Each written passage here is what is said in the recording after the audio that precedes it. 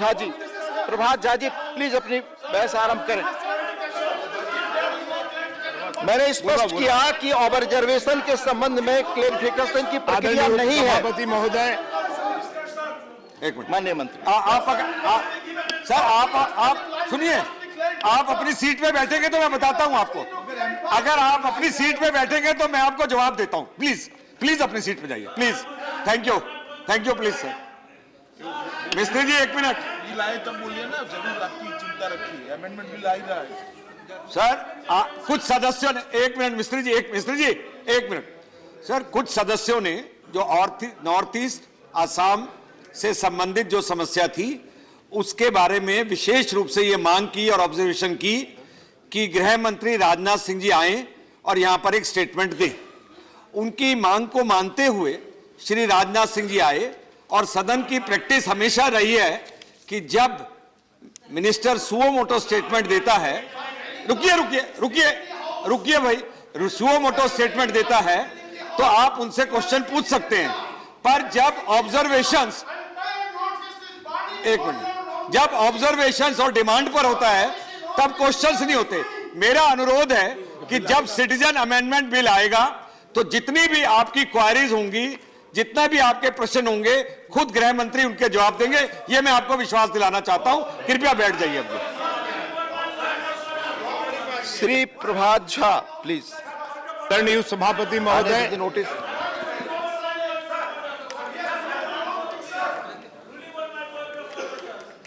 I will come later on. I will come. I have already cleared it. हाँ please Prabhat Jha ji. संविधान 124वें के संशोधन विधेयक 2019 के संबंध में मैं अपनी बात यहां रखना चाहता हूं। आदरणीय उपसभापति महोदय, कल यह विधेयक लोकसभा से पारित हुआ और सभी दलों ने एक आवाज में, एक स्वर में इस विधेयक को पारित किया। मैं क्लैरिफाइड इट यहाँ के माध्यम से, अपने माध्यम से वेट फॉर मिनट, लोकसभा के पारित उस भावना को, उस भावना को मैं यहाँ अपेक्षा करता हूं कि राज्यसभा भी उसी भावना से इस विधेयक को सुनेगा और समझेगा। महोदय, मई का महीना था और 2014 सन, प्रधानमंत्री जी संसद में आए थे और उन्होंने अपना माथा इस लोकतंत्र के मंदिर में झुकाकर यह कहा था, और उनका पहला भाषण इस सेंट्रल हॉल में हुआ था और उसमें उन्होंने कहा था कि मेरी सरकार गरीबों के लिए काम करेगी और करती है। 4.5 साल लगातार गरीबों के लिए काम करने वाली सरकार का नाम है नरेंद्र मोदी सरकार। एक क्षण, एक पल, एक मासा उन्होंने बिना गरीबों को देखे कोई काम नहीं किया है।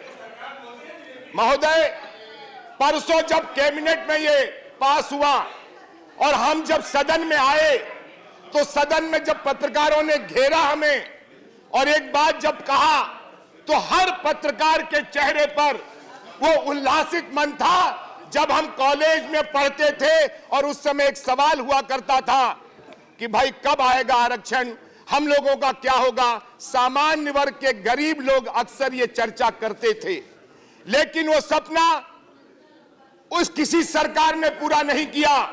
मैं बधाई देना चाहता हूं उस गरीब चाय बेचने वाले परिवार से आने वाले नरेंद्र मोदी को, जो पिछड़े समाज से आते हैं और उन्होंने आज भारत के अगले समाज की चिंता की है और सबको ये बताया है कि वो सिर्फ बोलते नहीं हैं, जो कहते हैं कि सबका साथ सबका विकास, वो करके दिखाने वाले व्यक्तित्व का नाम है नरेंद्र मोदी। देखिए, विरोध के लिए विरोध करना, मैं निवेदन करना चाहता हूं, प्लीज देखिए विरोध के शांति लिए बनाए रखे, चर्चा होने दे, मैं पूरा फिर देश से देख कह रहा रहा हूं, है। विरोध के लिए विरोध मत करिए। आप भी अपनी बात कहेंगे उसी प्रखरता से। मैं फिर कहना चाहता हूं, देखिए क्या हुआ जब ये विधेयक आया, सब अवाक रह गए, ये क्या हो गया। किसी ने कहा, सुनिए सुनिए, अरे सुन तो लीजिए, मैं अब सुना रहा हूं आपको। मिस्टर झा, आपको तो राफेल मिस्टर के सिवा झा, कुछ नहीं दिखता है। मिस्टर झा, आप और चेयर को राफेल देखकर की कहानी संबोधित सुना करें। देता हूं मैं इसी भाषण में आपको। मिस्टर झा, एक चेयर छोटा को देखकर बच्चा आप था। संबोधित करें। एक छोटा बच्चा था 2 साल का, वो अपने पापा मम्मी से कहता था बार बार, मुझे हाथी पे चढ़ा दो, मुझे हाथी पे चढ़ा दो। सुनिए सुनिए, अब हुआ क्या, आप मैं चेयर बता की रहा ओर हूं देखकर सर। बात करें। हुआ क्या, वो 2 साल के बच्चा हाथी पे चढ़ नहीं सकता था, तो बार बार जिद करे तो हाथी ले आया गया।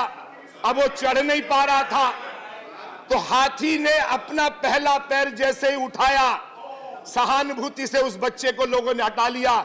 सुबह शाम सपने में राहुल जी को सिर्फ राफेल राफेल, क्यों नहीं हिम्मत है कि इस विधेयक पर बोलने आते हैं, आइए सामने आप और बोले इस विधेयक पर। आप अपनी जगह बैठे रहे, आपको भी कहने का मौका मिलेगा, आपको भी कहने का मौका मिलेगा। अरे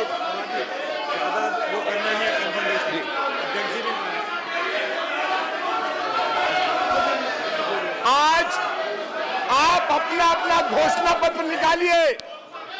भारत के सभी राजनीतिक दलों ने, एक मिनट आनंद जी, भारत के सभी राजनीतिक दलों के मैनिफेस्टो में ये लिखा हुआ है कि गरीबों को, एक मिनट आनंद जी कुछ कहना चाहते हैं। आर्थिक रूप से टूटे व्यक्तियों को आरक्षण। व्यवस्था का प्रश्न है।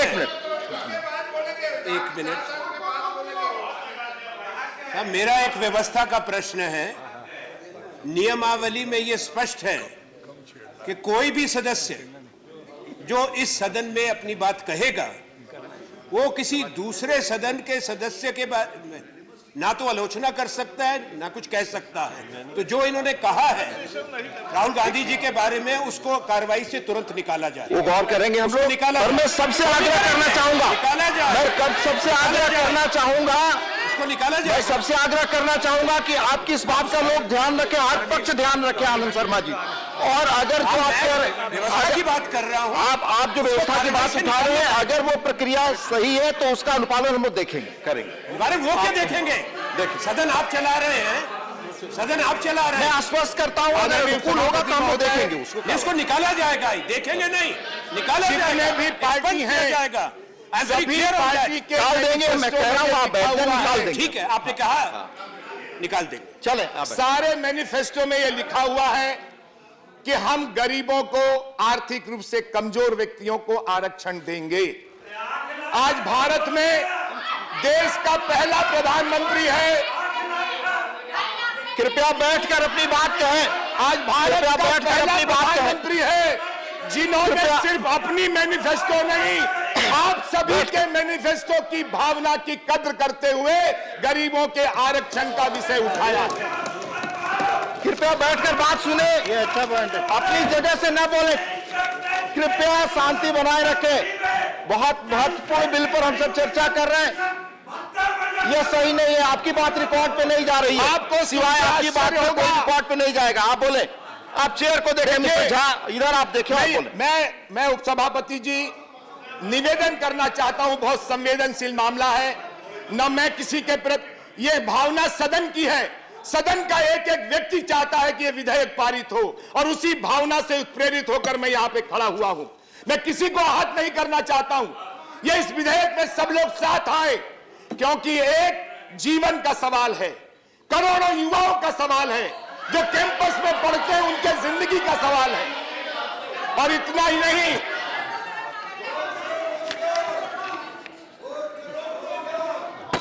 अब ये देखिए, बीच में बैठे ये बैठे राष्ट्रहित किसका में लिया टिप्पणी गया करें। निर्णय, आपको भी ये अवसर जनहित मिलेगा में अपनी लिया बात गया कहें आप। निर्णय। आज आपको कैसे लग रहा है? सबको अच्छा लग रहा है। आर्थिक आधार पर आरक्षण का प्रावधान, आर्थिक आधार पर आरक्षण का प्रावधान संविधान निर्माताओं के भावना थी, उनके मन में था। संविधान की धारा 14 में स्पष्ट कहा गया है कि देश में सभी नागरिकों को बराबरी का अधिकार होगा।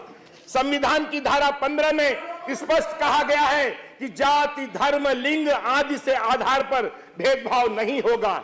संविधान की धारा 16 में स्पष्ट कहा गया है कि बिना भेदभाव के रोजगार के अवसर प्रदान किए जाएंगे। मैं फिर कहना चाहता हूं, कल से परसों से बहुत आशंका व्यक्त की जा रही है कि 50% राज्यों में जाना पड़ेगा। माननीय अरुण जी ने लोकसभा में स्पष्ट किया, मैं उसको यहां दोहराना चाहता हूं। सामान्य वर्ग के गरीब तबके को आर्थिक आधार पर आरक्षण मौलिक अधिकार से संबंधित है, जिसका वर्णन संविधान के भाग 3 में स्पष्ट किया गया है। संविधान संशोधन की जो धारा 368 है, उसमें स्पष्ट तौर पर कहा गया है कि भाग 3 में संशोधन के लिए राज्यों में जाने की आवश्यकता नहीं है। आर्थिक आधार पर आरक्षण के लिए प्रस्तुत विधेयक में संविधान के भाग 3 की धारा 15 और 16 में संशोधन किया गया है। जब संविधान की धारा 15(5) का संशोधन हुआ, प्रमोशन में आरक्षण को जोड़ा गया, तो वह केवल संसद के दोनों सदनों में अप्रूव हुआ था और उसके लिए राज्यों में जाने की आवश्यकता नहीं। हम यह बताना चाहते हैं कि इस संबंध में मंडल आयोग ने भी अनुशंसा की थी और उसने कहा था कि गरीबी के आधार पर, आर्थिक आधार पर हमें इस पर विचार करना चाहिए, शैक्षणिक क्षेत्र में और रोजगार के क्षेत्र में। इतना ही नहीं, तत्कालीन प्रधानमंत्री नरसिम्हा राव जी ने भी इस तरह का प्रावधान और एक नोटिफिकेशन किया था, लेकिन वो संविधान के संशोधन के माध्यम से नहीं आया, इसलिए कोर्ट में उसको निरस्त कर दिया गया था। मैं यह 2010 की घटना है, ये मैं यहां बताना चाहता हूं कि यह जो निर्णय हुआ है, इस निर्णय को आप आने वाले भविष्य की ओर देखिए, आने वाले कल की ओर देखिए। यह भावना है कि इस भारत में कोई सुबुकता हुआ रोए नहीं, किसी के मन में यह ग्लानि नहीं हो, हीन भावना का शिकार नहीं हो कि काश मैं गरीब नहीं होता, आर्थिक रूप से तंगी नहीं होती तो मैं भी पढ़ लेता, मुझे भी रोजगार मिलता। इस भावना की, एक गरीब युवा सामान्य वर्ग के भावना की अगर किसी ने कद्र की है तो मैं आप सबसे निवेदन करूंगा कि आप सबको इसकी कद्र करनी चाहिए। ये भारत के युवाओं की आवाज है और उस आवाज को अगर किसी ने आवाज दी है 70-72 साल बाद, तो उस व्यक्तित्व का नाम है नरेंद्र मोदी। और वो इसलिए मैं कहना चाह रहा हूं कि उसका साथ, ये आप उनका साथ नहीं देंगे, आप करोड़ों युवाओं का साथ देंगे। एक अकेले में सोचिए, ये कब होना चाहिए था, लेकिन नहीं हुआ। किसने किया, किसने नहीं किया, हम उसमें नहीं पड़ते, हम इतना जानते हैं। अब एक देखिए, आर्थिक आधार पर यह सामान्य निर्णय नहीं है। माननीय उपसभापति महोदय जी, जब लगभग हर भारतीय को इसका लाभ मिलेगा, 95% आबादी आ जाएगी इस दायरे में, इसको आप 95% आबादी की आवाज है। क्या उस आवाज को नरेंद्र मोदी को नहीं सुनना चाहिए? क्या उसका इसमें निर्णय नहीं लेना चाहिए? और इसलिए देखिए, समय में आज हम लेते तब भी, आज अंतिम दिन भी है तब भी, यह अच्छी बात को अच्छे रूप में स्वीकार करना चाहिए। आरक्षण का आधार रखा गया है, पारिवारिक आमदनी 8 लाख से कम हो। इनकम टैक्स डिपार्टमेंट और एनएसएचओ की रिपोर्ट के आधार पर लगभग 95% आबादी अब इस दायरे में आती है। देश का 95% आबादी अगर इस दायरे में आता है तो क्या सदन को विचार नहीं करना चाहिए? और मैं फिर एक बार नरेंद्र मोदी जी और उनके काबीना को बधाई देना चाहता हूं कि उन्होंने देश के 95% लोगों का विचार किया है। आर्थिक आधार पर 10% आरक्षण, शांति बनाए रखें। एक मिनट, अगर ये लागू होता है तो अधिक आय वर्ग के ऊपर से सिर्फ 5% परिवार ही इस दायरे से बाहर होंगे और देश का 95% परिवार इस दायरे के अंतर्गत आएगा। 2016-17 में, देखिए मैं आंकड़े दे रहा हूं आपको, 2016-17 में सिर्फ 23 मिलियन लोगों ने ही अपनी आय 4 लाख से अधिक घोषित की थी। इसका मतलब समझ लीजिए कि कितने लोगों को इसका प्रति व्यक्ति आय 1.25 लाख सालाना बताई गई। इसका मतलब हुआ कि किसी परिवार में 5 लोग भी हैं और उसकी आय यदि 6.25 लाख है तो ऐसे परिवारों को भी इस आरक्षण का लाभ मिलेगा। उपसभापति महोदय, मैं इतना ही कहना चाहता हूं। मैं कभी कभी सोचता हूं, क्या इस सरकार ने कोई अच्छा काम नहीं किया? क्या इस सरकार ने कोई 4.5 साल, पौने 5 साल में मेरे कांग्रेस के मित्रों, आज तो दिल खोल कर दिखा दो कि भारतीय राजनीति उदारता की राजनीति है, भारतीय राजनीति संकीर्णता की राजनीति नहीं है। और यह विधेयक उदारता का एक अनुपम उदाहरण भारतीय राजनीतिक इतिहास में बनने जा रहा है। और यह इसलिए कि किसका कलेजा किसने दिखाया?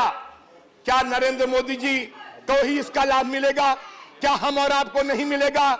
ये सबका साथ सबका विकास जो एक स्लोगन चला है, ये नारा बना है, इस नारा के एक एक शब्द को गीता की ऋचाओं की तरह अगर किसी ने फलीभूत करने का काम किया है तो उसका नाम है नरेंद्र मोदी। नरेंद्र मोदी भाई। और हमारे उपसभापति महोदय जी, छोटे अटल जी ने कहा था कि छोटे मन से कोई बड़ा नहीं होता और टूटे मन से कोई खड़ा नहीं होता। आज बड़े मन की जरूरत है और यह बड़े मन की जरूरत इसलिए है कि यह संसद का डिबेट करोड़ों लोग आज देख रहे होंगे कि राज्यसभा में क्या होता है। लोकसभा में तो सर्वसम्मति 3 लोगों को छोड़कर 326 सांसदों ने इसका समर्थन किया, सभी दलों ने। मैंने पहले ही अपने भाषण में कहा कि मैं शुक्रगुजार हूं सभी दलों, और वही भावना लेकर मैंने अपनी भावना व्यक्त की है। और इसलिए सारे लोग इस विधेयक के साथ एक से एक राजनीतिक भावना, देखिए विरोध होगा, मेरा वैचारिक विरोध है, सदैव रहेगा। जब तक जिंदा हो तब तक विचार के कारण लड़ाई लड़ता रहूं, और जब तब नहीं झुके तो आप क्या झुकेंगे? लेकिन विकास के नाम पर तो सबको एक होना चाहिए। लोगों के विकास में, आने वाली तरुणाई के जिंदगी के लिए हम सबको एक होना होगा। मैं समझ रहा हूं कि मेरी इस भावना आप सबके एक एक के मन में एक दीप की तरह जलेगी और वह तमस हटाएगी। जिस दीप को बहुत पहले जलना था, उस दिए को अगर नरेंद्र मोदी ने जलाया है, प्रज्वलित किया है, तो उसके आलोक में, उसके उजाले में भारत के युवाओं को आने दीजिए। मैं समझता हूं मेरी इस भावना को आप सभी लोग समझ गए होंगे। जय हिंद, जय Bharat.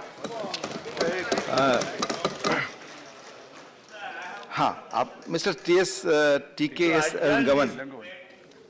Because this bill introduced was not well read, it was the various aspects of the bill was not discussed, and it has to go to the select committee before being presented in the House. So I want the debate to be adjourned, sir. That is my motion. I'll just give ruling on that. Please take your seat. Sri TKS Gavan, member, has given a notice under Rule 117 for adjournment of the debate on this bill. As per Rule 117, such a motion can be moved with the consent of the chairman. The member in his notice has not given any reason for the adjourning the debate on this bill. Honorable Chairman has therefore not accorded his consent for the moving this motion to Sri Gavan. Manya Anand